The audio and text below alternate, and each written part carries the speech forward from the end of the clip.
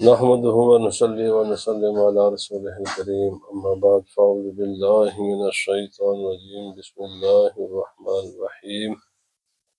الصلاة والسلام عليك يا سيدي يا رسول الله وعلى آلك وأصحابك يا سيدي يا حبيب الله۔ درس فقہ میں عنوان گفتگو تھا کہ خرچہ اسپیشلی اپنی بیوی، بچے، ماں باپ اور باقی کون کون لوگ ہیں کہ جن کا خرچہ کس کے ذمہ واجب ہے اور کن حالات میں واجب ہے، کن حالات میں واجب نہیں ہوتا۔ یہ ساری چیزیں انشاءاللہ العزیز مختصر اور بنیادی اور اصولی باتیں عرض کی جائیں گی۔ میں نے گزشتہ درس میں بھی عرض کیا تھا، ہر ایک بات کی، چاہے وہ عقیدے کا معاملہ ہو، چاہے وہ فقہ کا معاملہ ہو، جو بھی، ہر ایک کی بڑی تفصیل ہے، ہر ایک کی بہت زیادہ تفاصیل ہے۔ تو چونکہ پھر یہ انڈیویجول معاملات چلے جاتے ہیں، ہر آدمی اپنے اپنے حالات کے مطابق جس کو جو تفصیل چاہیے وہ پھر علماء بیان فرماتے ہیں، لیکن اصول سب تمام تفصیلیں جڑی ہوتی ہیں اصولوں کے ساتھ۔ تو اصول اگر انسان کو پتہ چل جائے کہ یہ جڑ ہے، یہ سیڈ ہے، یہ بیج ہے تمام معاملات کی، تو پھر آگے والے معاملات سمجھنے بھی آسان ہے، سمجھانا بھی آسان ہے۔ تو نفقہ سے جو مراد تھی وہ میں نے گزشتہ درس میں عرض کی، اور اسی کے مزید فردر تفصیل علیہ ان یسکنھا فی دار منفردۃ لیس فیہا احد من اہلہ۔ مرد کی یہ ذمہ داری ہے کہ اپنی بیوی کو ایک الگ تھلگ ایسا مکان دے، جگہ دے کہ جس میں اس کے گھر کا، یعنی جو مرد کے گھر کا کوئی آدمی کا وہاں کوئی عمل دخل نہ ہو، الا ان تختار ذالک، یس اگر عورت ہی اپنے اس رائٹ کو ختم کرنا چاہتی ہے، وہ کہتے میں تیری فیملی کے ساتھ، تیرے گھر والوں کے ساتھ مجھے کوئی تکلیف نہیں، میں رہوں گی، تو یہ بھی نور علی نور ہے، بہت اچھی بات ہے۔ لیکن اگر وہ مطالبہ کرے میں ان کے ساتھ نہیں رہنا چاہتی، تو بھائی یہ مطالبہ جائز ہے اس کا شریعت کی روشنی میں، اور اس مطالبے کو پورا کرنا مرد کی ذمہ داری ہے۔ لیکن گھر سے مراد کیا ہے؟ گھر سے مراد جیسے آج کل الگ الگ ان کا ایڈریس الگ ہوتا ہے، مکان کا نمبر الگ ہوتا ہے، یہ مراد نہیں ہے۔ جو آج ہمارے ذہن میں ایک مکان کا تصور ہے نا، اسلام میں یہ نہیں ہے۔ اسلام میں اس کا تصور یہ ہے کہ ایک ایسی با پردہ جگہ جہاں وہ پردہ کے ساتھ اپنے تمام آزادی کے ساتھ رہ سکے، اور اپنے جو بھی اس کا ساز و سامان ہے وہ اس کا محفوظ ہو، اور وہاں پر کسی کو جانے کی، اس کی اجازت کے بغیر کسی کو وہاں جانے کی اجازت نہ ہو۔ گھر کا ایک کمرہ یہ ضروری ہے، یعنی باہر سے مکان اس کا نمبر، اس کا ایڈریس ایک ہو، اندر سے اگر کئی مکانوں کے 3 بیڈ روم ہوتے ہیں، کہیں کے 4 ہوتے ہیں، کہیں کے 6 ہوتے ہیں، کہیں کے بڑے مکان، ان میں سے ایک کمرہ ضروری ہے جب وہ اکیلی ہوگی۔ جب آگے اولاد ہو جائے گی پھر اس کے مطابق چلتے جائیں گے معاملات۔ تو یہ اس کا حق ہے، لیکن منفردتاً، اکیلا ہونا چاہیے، جس کا کوئی وہاں پر اس کے اندر سے تالا لگ سکے، باہر سے اس کو تالا لگ جائے، اور وہ وہاں پر آزادی کے ساتھ خاتون رہ سکے۔ اب اس مرد کی فیملی کا کوئی فرد وہاں نہ جا سکے اس کی اجازت کے بغیر، یہ مطالبہ اس کا پورا کیا جائے گا، اور یہ نفقے میں شامل ہے۔ چاہے ماں باپ اس سے اپنے بیٹے سے کرایہ لیں یا اس کو فری دے دیں، یا اس کا اپنا مکان ہو یا کسی کا مکان ہو، جیسے اس کی مرضی ہے، لیکن ایک کمرہ مہیا کرنے اس کی ذمہ داری ہے۔ اگر اس کا کوئی مطالبہ کرے گی خاتون تو یہ اس کا جائز مطالبہ ہے۔ وَإِنْ كَانَ لَهُ وَلَدٌ مِّنْ غَيْرِهَا فَلَيْسَ لَهُ أَن يُسْكِنَهُ مَعَهَا، اگر اس خاتون کا یہ دوسرا نکاح ہے یا تیسرا ہے یا چوتھا ہے، جتنے بھی نکاح ہوں، اور گزشتہ جو سے پہلے خامند سے اس کے اگر کوئی اولاد ہوئی، بچہ ہے یا بچی ہیں یا کوئی بھی ہے، ان کو کمرہ دینا، ان کو رہائش دینا اس مرد کی ذمہ داری نہیں ہے۔ ان کو رہائش دینا، جن کا وہ ہے نا، جن کے، اس کی ذمہ داری ہے۔ یہ اگر مرد رحم کھا کر ان کو اپنے ساتھ رکھ لے اور انہیں رہائش بھی دے دے، باقی انتظامات بھی کرے، تو یہ اس کی مہربانی ہے، لیکن اس کی کوئی ذمہ داری نہیں ہے اس خاتون کے وہ بچے یا بچیاں جو کسی اور شوہر سے ہوں ان کو رہائش دے، یا ان کے کھانے پینے کا، یا ان کے لباس کا، یا ان کی تعلیم کا، یا ان کے علاج معالجے کا انتظام کرے۔ اس کے ذمہ دار جس کے ہیں وہ ہے۔ وَلِلزَّوْجِ أَن يَمْنَعَ وَالِدَيْهَا وَوَلَدَهَا مِنْ غَيْرِهِ وَأَهْلَهَا مِنَ الدُّخُولِ عَلَيْهَا۔ شریعت نے اگر عورت کو یہ حق دیا ہے نا کہ رہائش دینا یہ مرد کی ذمہ داری ہے، اور رہائش حاصل کرنا یہ عورت کا حق ہے، یہ پورا کیا جائے گا، اسی طرح شوہر کو بھی اسلام نے یہ رائٹ دیا ہے، یہ حق دیا ہے کہ اس خاتون کے والدین کو، اس خاتون کی اگر کوئی اولاد کسی اور شوہر سے ہے اس کو، اور اس کے بہن بھائی یا دیگر جو رشتہ دار ہیں، یا اس کے جو بہنیں ہیں، یا کوئی بھی اس کا رشتہ دار ہے، وہ اپنے گھر میں داخل نہ ہونے دے۔ کہہ سکتا ہے بھائی تیرے لیے کمرہ ہے، یہ تیرے لیے، اس کمرے میں تیرے ماں باپ، بہن بھائی اور دیگر رشتہ دار نہیں آ سکتے، یہ اس کا حق ہے، کیونکہ یہ اس نے اس کو دیا ہے اور یہ اس خاتون کا ہے۔ جس طرح اس لڑکے کے والدین کو اجازت نہیں ہے اس کے کمرے میں جانے کی، اور عورت کو یہ رائٹ ہے کہ اس لڑکے کے والدین کو روک دے کہ آپ میری اجازت کے بغیر میرے کمرے میں نہیں آ سکتے، اسی طرح لڑکی کے والدین بھی اس کے کمرے میں نہیں جا سکتے شوہر کی اجازت کے بغیر، اور اس کی اولاد بھی اس کے کمرے میں نہیں جا سکتے، اور اس کے رشتہ دار بھی باقی جتنے بھی تعلق اس کے وہ نہیں جا سکتے۔ وَلَا يَمْنَعُهُمْ مِنَ النَّظْرِ إِلَيْهَا وَكَلَامِهَا أَيَّ وَقْتٍ اختار۔ یہ بہت بڑا ایک مسئلہ ہے۔ البتہ مرد کو اختیار نہیں ہے کہ وہ روک دے کہ تیرے والدین تیرے سے بات ہی نہیں کر سکتے،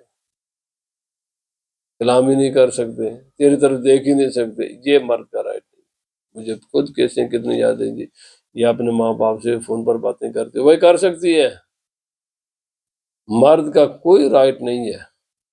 کہ اپنی بیوی کو منع کرے، روکے کہ یہ اپنے ماں باپ سے باتیں نہیں کر سکتی، یا اپنے بہن بھائیوں سے بات چیت نہیں کر سکتی، یا ان کے جو ہے نا، یا وہ اس کو دیکھ نہیں سکتے۔ داخلے سے ممانت ہے، دیکھنے سے ممانت نہیں ہے۔ مسجد دروازے میں کھڑی ہو جائے، ماں باپ اس کو دیکھ لیں، یا کوئی جو بھی دیکھنے کے ہو سکتے ہیں طریقے، مرد کا رائٹ نہیں ہے کہ کلام بند کر دے کہ تم اپنے ماں باپ سے نہیں بات کر سکتی، یا اپنے بہن بھائیوں سے نہیں کر سکتی جو اس کے رشتہ دار ہیں، یا وہ تجھے نہیں دیکھ سکتے یا تو ان کو نہیں دیکھ سکتی۔ اس کے روکنے کا مرد کو کوئی رائٹ نہیں ہے۔ وہ اپنے ماں باپ کے ساتھ باتیں بھی کر سکتی ہے، اپنے ماں باپ کو دیکھ بھی سکتی ہے، اس کے ماں باپ اس کو بھی دیکھ سکتے ہیں، اس کی بہنیں بھائی بھی اس کو دیکھ سکتے ہیں، یہ بھی ان کو دیکھ سکتے ہیں۔ اور کب؟ فی ای وقت اختار، جو بھی مرضی وقت ہے، جو بھی ٹائم طے کر لیں، اسی وقت بھی وہ کیا کر سکتے ہیں جناب، جب بھی وہ چاہیں گے، جس وقت بھی چاہیں گے، ماں باپ کی مرضی میں ہم اپنی بیٹی کو دیکھ سکتے ہیں۔ گھر میں داخلہ اجازت سے ہوگا، لیکن بیٹی گھر کے دروازے میں ہو جائے اور ماں باپ باہر کھڑے کر اس کو دیکھ لیں، یہ اجازت ہے۔ طریقے ہزاروں ہیں اس کے، آج کل تو ویسے موبائل فون پر یہ ویڈیو لنک کے ذریعے باتیں ہو سکتی ہیں، بھائی اجازت ہے۔ وَمَنْ عَاصَرَ بِنَفَقَةِ امْرَأَتِهِ لَمْ يُفَرَّقْ بَيْنَهُمَا۔ یہ آج کل کچھ خواتین اس چیز کو بنیاد بنا کر خلا کا دعویٰ کرتی ہیں کہ بھائی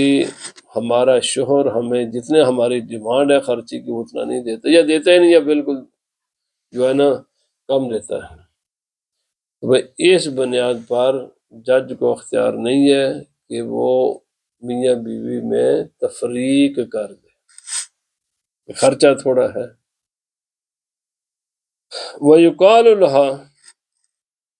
اب اگر اس نے بھوکا تو نہیں نا مارنا، عورت نے کھانا کھانا ہے، عورت نے لباس پہننا ہے، اس نے چھت کے نیچے رہنا ہے، بیمار ہو گئی تو اس کا علاج مال جا کے معاملات ہیں، یہ سارے معاملات ہیں اس کے۔ تو اگر شوہر اس کو پیسہ نہ دے، اس کا خرچہ پورا نہ کرے، تو جج پر پابندی یہ ہے کہ قاضی اس کے نکاح کو فسخ نہیں کر سکتے اس بنیاد پر، تو پھر کیا کرے؟ تو چونکہ جب شرعی حکومت ہوگی تو پھر تو یہ سارے وہاں پر موجود ہے۔ فرمایا استدین علیہ، وہ قرض حاصل کریں گے، یا کسی لوگوں سے قرض لے لے یا حکومت کے خزانے سے قرض لے، قرضہ دیا جائے گا اس عورت کو، اور وہ قرضہ وصول کس سے کیا جائے گا؟ اس مرد سے کیا جائے گا۔ اگر کوئی شوہر اپنی بیوی کو خرچہ جتنے اس کی ضرورت ہے اتنا بھی نہیں دیتا، یا دیتا ہی نہیں ہے، دیتا لیکن ضرورت کے مطابق نہیں دیتا، تو عورت کو یہ رائٹ ہے کہ وہ حکومت کے خزانے سے قرضہ لے کر یا جہاں سے بھی کسی سے لے کر وہ اپنا خرچہ چلائے، اور وہ جو قرض ہے اس کی واپسی کا دعویٰ عورت پر نہیں کیا جائے گا، اس کے شوہر پر کیا جائے گا، کیونکہ عورت کے سارا خرچ اخراجات پورا کرنا مرد کی ذمہ داری ہے۔ نکاح کے ساتھ ہی یہ چیزیں اس پر لازم ہو جاتی ہے، یہ پورا پیکج ہے نکاح کے، اس پیکج میں خدا تعالیٰ نے یہ پورا آلریڈی موجود ہے، اس سے انسان بھاگ نہیں سکتا۔ اگر وہ ذمہ داری پورا نہیں کر رہا تو بھائی اس کے نام پر قرضہ لیا جائے گا، لیکن قرضہ عورت سے واپس وصول نہیں کیا جائے گا، اس شوہر سے کیا جائے گا۔ اور آگے پھر اظہار ہے کہ بڑی دفعہ یہ بھی نہیں کرتے تو پھر اس کے حکومت کو سارے اختیارات موجود ہیں، وہ چاہے اس کو جیل میں ڈالے یا جتنا جیسے بھی ہو جائے اس کی پراپرٹی کو فروخت کرے یا جو بھی کرے، حکومت کے پاس سب اختیارات موجود ہوتے ہیں، لیکن اس عورت کو خرچہ دلایا جائے گا، لیکن جج کو اختیار نہیں دیا جائے گا کہ وہ اس کی بنیاد پر اس کے نکاح کو توڑ دے۔ اب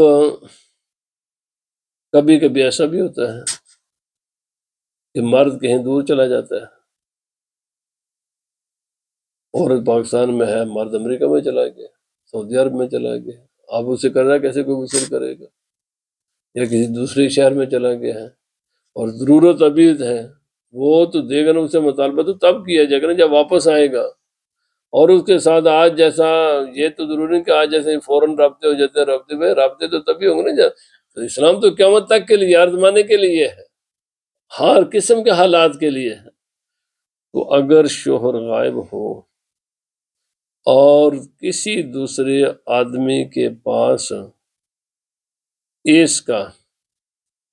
قرضہ موجود ہے، اس شوہر کا،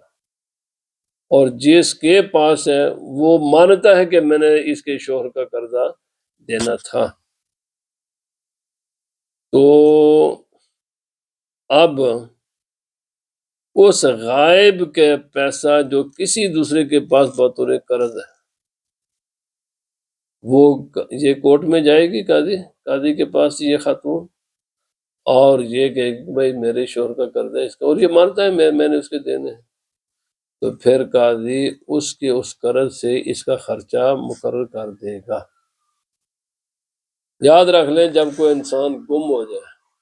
دور چلا جائے، پتہ نہ ہو کہ کس جگہ پر ہے، تو عرصہ دراز تک اس کے پراپرٹی، اس کے پیسے کو کچھ بھی نہیں کیا جا سکتا، کچھ بھی نہیں کیا جا سکتا، وہ فریز ہو جاتی ہے، وہ پیسہ بھی فریز ہو جاتا ہے۔ اس کے آگے پھر ایک لمبے عرصے تک ایک میکسیمم تاریخ ہے جہاں تک انسان کو بالکل یقین ہوگا وہ مر گیا، کوئی چانس نہیں ہے اس کے زندہ رہنے کا، اتنے عرصے تک اس کو فریز کر دیا جاتا ہے شریعت میں۔ لیکن اب اگر شوہر غائب ہے، پتہ ہی نہیں ہے کہاں وہ، باقی وہ پیسہ فریز ہو جائے گا سب، لیکن عورت کا خرچہ فریز نہیں ہوگا، وہ اس کی پراپرٹی سے، شوہر کی پراپرٹی سے، ہاں یہ ہے کہ یہ اپنی مرضی سے نہیں خرچ کر سکتے، اس کا کتنی اس کی ضرورت ہے یا اس کے بچوں کی کتنی ضرورت ہے، وہ کورٹ فیصلہ کرے گا، یعنی قاضی، اسلامی عدالت فیصلہ کرے گی کہ اس کی اور اس کے بچوں کی اتنی ضرورت ہے اور اتنا یہ اپنے شوہر کے پراپرٹی سے لے سکتی ہے۔ اور اگر کسی کے پاس قرض ہے تو اس کو کہا جائے بھائی اس کا شوہر تو نہیں ہے یہاں پر، لیکن تو نے چونکہ اس کے شوہر کا قرضہ دینا ہے لہذا اتنا قرضہ ہر مہینے تو اس کے بیوی کو واپس ادا کر۔ ذالک المال نفقۃ زوجۃ الغائب و اولادہ الصغار و والدیہ، یہ جو کہاں کہاں قاضی کو اجازت ہے کہ کن کن کے لیے وہ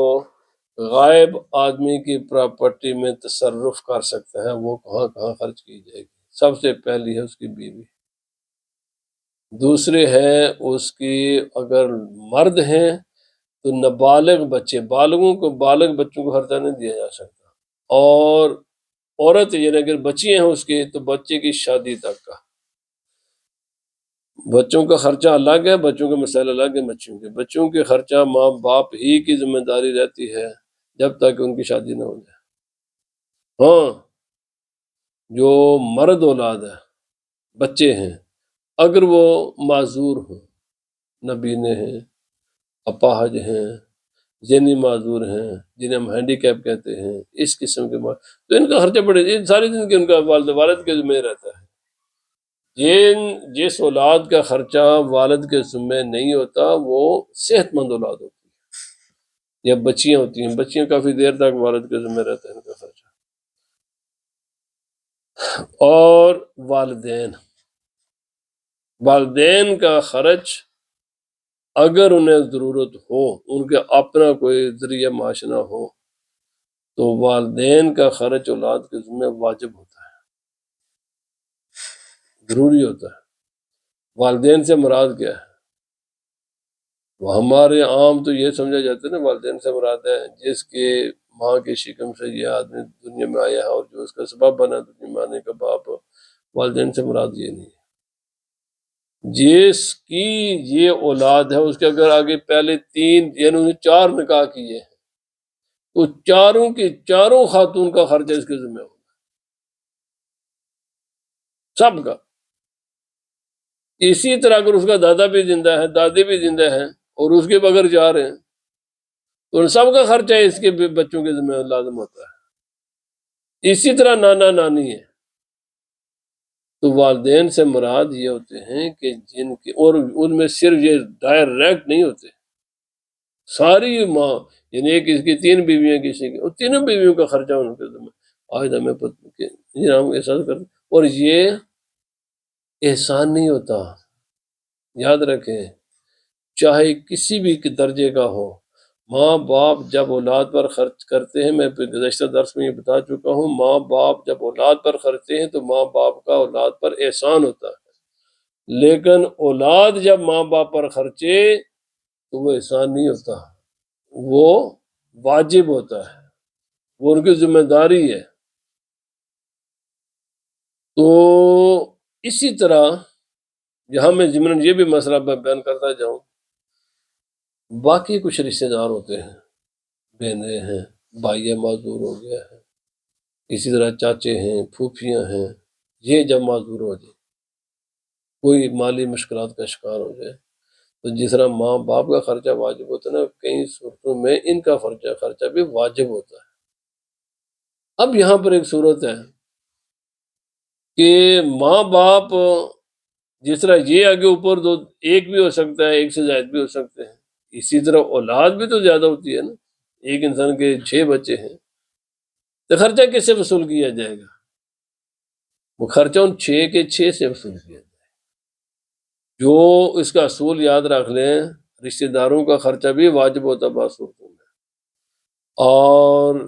خرچہ وصول کس حساب سے کیا جائے گا، کس سے کیا، اور یہ بائی لاء کیا جائے گا، اور حکومت کو اختیار ہے کہ وہ بائی آرڈر اور بائی فورس میں ان سے وصول کرے۔ یہ کوئی فرائض ہے نا، یہ واجبات چیز میں آتے نا، یہ کوئی احسان تو ہے نہیں ہے۔ ماں باپ کو نہیں فورس کیا جا سکتا کہ تم ان بچوں کو دو، لیکن اولاد کو فورس کیا جائے گا کہ تم دو ان کو۔ الحمدللہ ابھی پاکستان میں قانون بنا، یہ بالکل اچھا قانون بنا ہے، یہ عمران خان نے بنایا تھا، یہ اچھا قانون بنا ہے، اسلام کے مطابق ہے یہ قانون۔ اولاد کو کوئی رائٹ نہیں ہے کہ وہ مثلاً کہ اپنے اولاد کی پراپرٹی سے نکلیں یا کوئی کسی قسم کا وہ فرض ہے، یہ اسلام کا قانون ہے، اور یہ صرف ماں باپ تک محدود نہیں ہے، یہ بڑا لمبا قانون ہے، یہ کئی رشتے داروں تک پھیلا ہوا قانون ہے۔ اصول یاد رکھ لیں،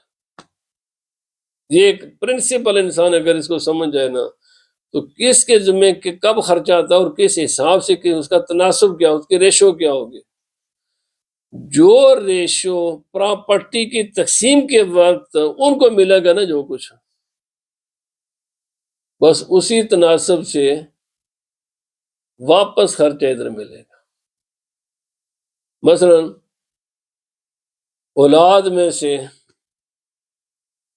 بعض صورت میں بچوں پر بھی خرچہ ماں باپ کا لازم ہو جاتا ہے، مطلب کسی کو ہے ہی بچیاں ہیں، بچے ہے ہی نہیں ہیں اور ماں باپ معذور ہو گئے ہیں، تو اب یہ وہ شکل ہے کہ جس شکل میں عورتوں پر، بچیوں پر ماں باپ کا خرچہ لازم ہوتا ہے۔ حالانکہ اسلام نے عورتوں پر کوئی مالی ذمہ داریاں نہیں ڈالی، لیکن ماں باپ کی ڈالی ہے کہ بھائی اب تم جس جیسے بھی تم کرنے چاہو کرو، لیکن اپنے ماں باپ کے لیے کافٹ کرو۔ لیکن میں وہ یہ کہہ رہا تھا کہ ریشو کیا ہوتی ہے، مثلا 6 بچے ہیں، جائیداد جب تقسیم کی جائے گی نا، جتنے اس کے جائیداد میں جس تناسب کے جس ریشو کے ساتھ ان کو جائیداد ملے گی نا، بس اسی ریشو کے ساتھ ان سے وصول کیا جائے گا۔ جو ریشو کسی کو دینے کی ہے وہی ریشو سے واپس لینے کی ہے، اور سیدھا اصول، آسان اصول ہے یہ انسان ماں باپ کے حیثیت سے یا رشتے دار کے حیثیت سے اگر یہ مرے تو جس کو ان کے پراپرٹی جائے گی نا مرنے کے بعد، جب یہ ضرورت مند ہوں خرچے کے زندگی میں، انہی سے ان کا خرچہ وصول بھی کیا جائے۔ یہ اصول یاد رکھ لیں، کیونکہ کبھی کسی کو اولاد نہیں ہوتی تو پراپرٹی تو اولاد تو ہے ہی نہیں ہے، آدمی یا بوڑھا اب ہو گیا ہے تو یہ پراپرٹی تو کبھی بھائیوں کو چلی جاتی ہے، کبھی بہنوں کو چلی جاتی ہے، کبھی بھتیجوں کو چلی جاتی ہے، کبھی چاچوں کو چلی، یہ تو بڑے دور تک پراپرٹی تقسیم ہو جاتی ہے۔ بس سیدھی اصول ہے کہ جس نے اس کی، اگر اس کے پاس پراپرٹی ہوتی ہے یا اگر ہوتی تو بس جو ان کے پراپرٹی کے وارث بنتے ہیں نا، اب اگر تو پراپرٹی تو ویسے ہی جو یہ خرچ کریں گے واپس وصول کر لیں گے، اگر نہیں ہے تو پھر بھی ان کی ذمہ داری ہے کہ وہ ان پر خرچ کریں، کس تناسب کے ساتھ خرچ کریں، جس تناسب جس ریشو کے ساتھ ان کا حصہ اس کی پراپرٹی میں، اس کی جائیداد میں، بس وہی ہے۔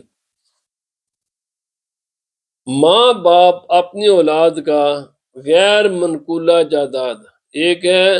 منقولہ، ایک ہے غیر منقولہ۔ غیر منقولہ جائیداد کو زبردستی نہیں وہ بیچ سکتے، مکان نہیں بیچ سکتے، کوئی پلاٹ ہے وہ نہیں بیچ سکتے، لیکن جو منقولہ جائیداد ہے، فرنیچر ہے، کار ہے، گاڑیاں ہیں، ہزاروں چیزیں ہیں جو منقولہ ہیں، پیسے ہیں، اگر اولاد نہ دے تو ماں باپ کو رائٹ ہے کہ وہ ان کی پراپرٹی کو بیچ کر بھی اپنا خرچہ پورا کر سکتے، اور اس میں ان کی اجازت کی ضرورت ہے۔ یاد رکھیں، کیوں؟ اسلام نے پورا ایک عادلانہ نظام ہے، جب تم لیتے ہو تو تمہیں بڑی اس کے سب کچھ، یعنی سب کچھ حاصل تمہیں ہوگا نا، تو آج ان کو ضرورت ہے نا، تو بالکل اسلام میں جو کوئی بیلنس ہے، مرنے کے بعد ان کی پراپرٹی کی تم نے وارث بننا ہے، تو اب زندگی میں ان کے بڑھاپے کو بھی تمہیں نے برداشت کرنا ہے، بڑھاپے کی ضروریات بھی تمہیں نے پوری کرنی ہے۔ تو بہرحال یہ آج کی بعض ایسی چیزیں ہیں، بعض ایسی چیزیں ہیں کہ انہیں کورٹ کے آرڈر کے بغیر ہی یہ چیزیں بیچ سکتے ہیں، جیسے میں نے ابھی کہا، لیکن بعض ایسی چیزیں ہیں کہ وہ نہیں بیچ سکتے جب تک کہ قاضی کا فیصلہ نہ ہو۔ تو بہرحال بہتر یہی ہے کہ پہلے قاضی کے پاس جایا جائے، صورت حال بیان کی جائے، اور پھر قاضی جو بھی قاضی فیصلہ ہو تو پھر وہ نافذ ہو جائے گا، اور اس کے مطابق یہ، کیونکہ ضروریات ایک انسان دعویٰ کرتا ہے مجھے تو بہت زیادہ، تو خرچہ تو تھوڑے سے بھی خرچہ چلا، ہاں یہ ہے کہ ماں باپ کو اتنا خرچہ دینا ضروری ہے کہ جس سے وہ زندہ رہ سکے، نہ کھانا پینا رہائش وغیرہ، لیکن حج پر بھیجنا ضروری نہیں ہے بھائی، عمرے کرانا ضروری نہیں ہے، یہ اگر کوئی کرائے گا تو یہ اچھی نور علی نور بات ہے، لیکن ماں باپ کو اگر وہ کہ بیٹا مجھے حج پر بھیج، بیٹا نہیں بھیجتا تو بیٹا کوئی گنہگار نہیں، لیکن باپ کے مجھے روٹی کھلا تو یہ کھلانی پڑے گی، مجھے لباس دے یہ انہیں دینا پڑے گا، میرے کرائے کا مکان میں رہتا ہوں اس کا کرایہ دے یہ اس کو دینا پڑے گا۔ بہرحال انشاءاللہ آج یہاں ختم کرتے ہوئے یہاں سے آگے مزید رکھیں گے۔ سوال ہے اگر بیٹا خود غریب ہو تو اس سے لیا جائے گا، اس کو کیا کام کریں بھائی، ہاں بیٹا اگر خود غریب ہے تو اگر ایک ہی بیٹا ہے تو کیوں نہیں کرتا، وجہ ہوگی نا، نہیں اس کو ماں باپ کا خرچہ اس کو لازمی ہوتا ہے، ماں باپ کا اگر ماں باپ کام نہیں کر رہے اور کام کرنے کی پوزیشن میں نہیں ہے تو ہر حال میں بیٹے سے اس کا خرچہ لیا جائے گا، اور ماں باپ کو اختیار ہے کہ اس کی پراپرٹی کو بیچ کر بھی اپنا خرچ چلائے۔ ہاں جو غیر منقول ہے جیسے مکان وغیرہ نہیں بیچ سکتے، پلاٹ وغیرہ نہیں بیچ سکتے، منقولہ چیز جو بھی اٹھائے اس کو بیچ کر اپنا خرچہ پورا کرے۔ بارہ میرا کہنے مقصد یہ ہے کہ یہ کرے نہ، لیکن شریعت نے ایسے رائٹ دیے ہوئے ہیں، اب میرا یہ نہیں کہ کل کو یہ کام کرے گھروں میں لڑائیاں پڑ جائیں،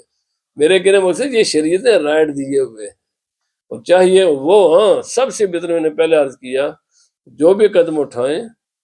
تو جج کے فیصلہ لینے کے بعد اٹھائیں